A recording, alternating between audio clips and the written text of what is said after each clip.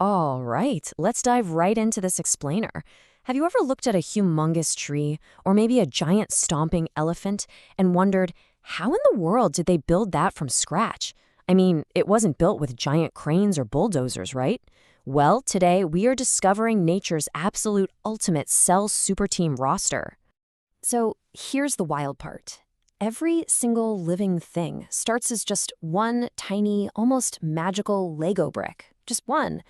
That one brick splits into two, then four, then millions.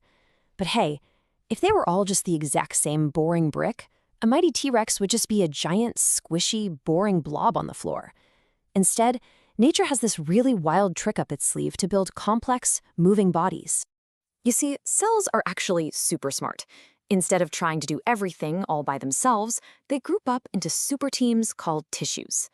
Imagine if you had to build a whole entire city all by yourself. You'd have to be the plumber, the builder, the electrician, the mayor, all at once. You'd be so exhausted, you'd literally fall asleep face first in your soup. By sharing the superhero jobs, the busy city of your body runs perfectly. Part 1. Plants versus animals. Different growth rules. Okay, so think of plants like fixed fortresses. They don't need muscles to chase their food.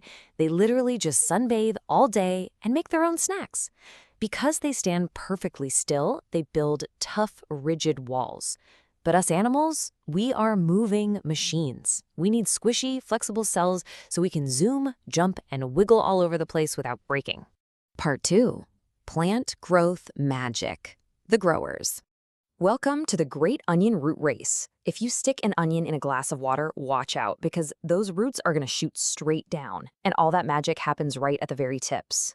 These tip cells are called the apical meristem, which I know sounds like a fancy alien spaceship, but really it's just a tiny little factory that never ever stops turning out new cell bricks, pushing those roots super deep into the dirt.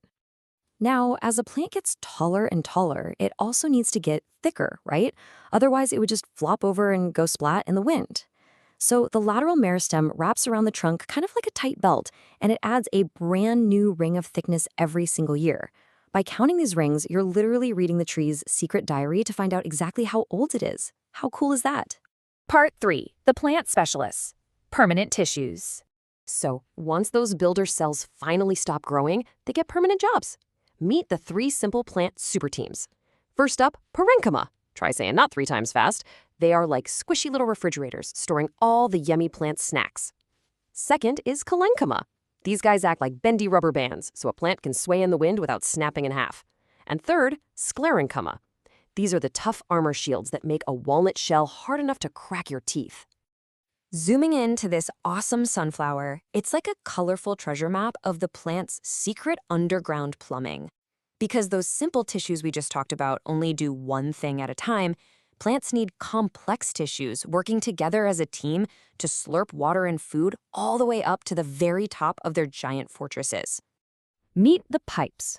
The xylem is basically a mostly dead tomb that acts exactly like a giant one-way water slide, sucking water from the dirt straight up to the highest leaf. Whoosh! But the phloem, the phloem is alive and bustling.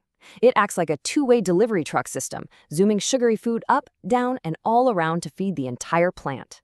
Now, all these plant teams combine into 3 giant systems that honestly make a plant exactly like a jelly donut. The dermal tissue is the protective outer dough so the plant doesn't dry out. The ground tissue is that sweet, squishy jelly filling on the inside. And the vascular tissue is like shoving a bunch of straws right down the middle to slurp up all the liquids. Part 4. Animal Action Squad, Moving Machines. All right, leaving the quiet plants behind, let's talk about us. Animals, like you and me, have 4 wild, hyperactive teams. The wrappers, the glue, the pullers, and the bosses. Literally every single thing you do, from licking an ice cream cone to kicking a soccer doll, requires these 4 teams to perfectly talk to each other in the blink of an eye.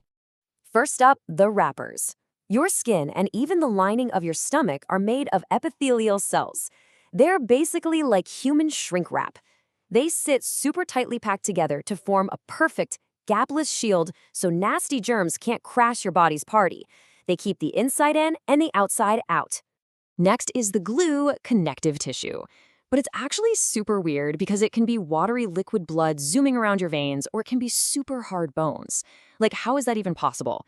Well, won't have cells floating in what we call a matrix. For blood, that matrix is a watery jelly carrying oxygen delivery trucks. But for bone, it's solid scaffolding to hold you up.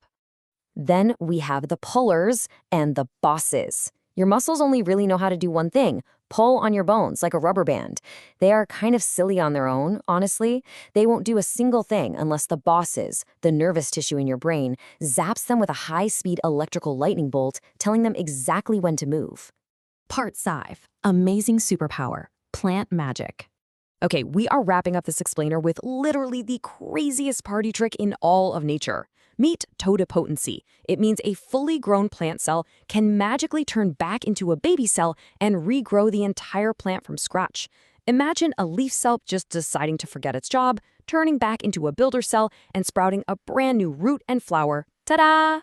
It's an incredible superpower that we humans definitely don't have. Scientists actually use this trick in labs to grow whole fields of crops from just a few tiny cells. So the next time you look at a simple blade of grass, remember the microscopic super teams zooming around and working inside it.